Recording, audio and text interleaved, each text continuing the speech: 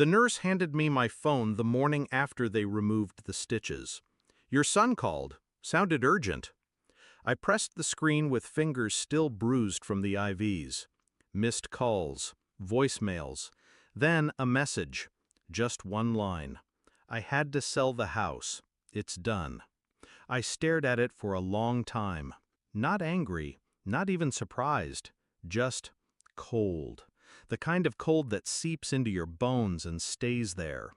The house wasn't just wood and walls.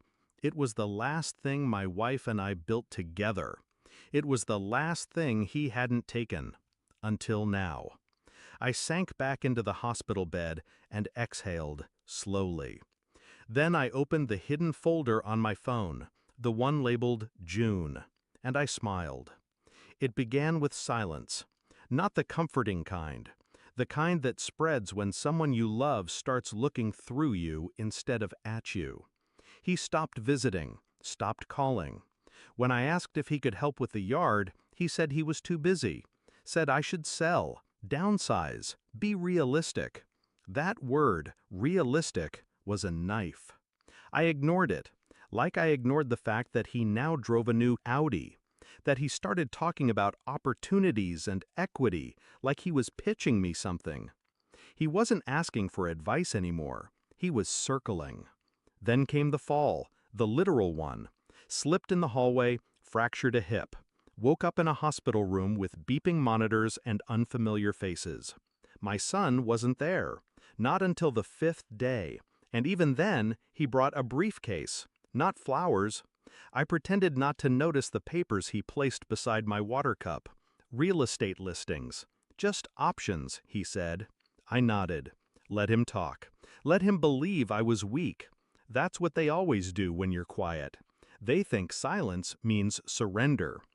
I told him I'd think about it. He smiled, but it didn't reach his eyes. I started making calls from the hospital bed. Old lawyer, older friend from the clerk's office. Asked a few soft questions with hard implications. 3 days later, I learned my signature had appeared on a power of attorney document filed the same day I was admitted. Strange, considering I couldn't hold a pen at the time. Even stranger when I requested a copy and saw my name, and not my handwriting. He forged it. Sold the house a week later. I told no one, not yet. Instead, I had the sale frozen through an emergency injunction. He didn't know. I wanted him calm, confident, until the courtroom lights hit him like interrogation bulbs. The courtroom was quiet. Dust danced in the morning light that filtered through the stained windows. He sat across from me, all tailored suit and fake concern. His lawyer whispered to him like a serpent. The judge cleared his throat. I stood slowly. My cane echoed against the marble floor. Your Honor, before we proceed, I have one document to submit. I handed it to the bailiff. The judge adjusted his glasses.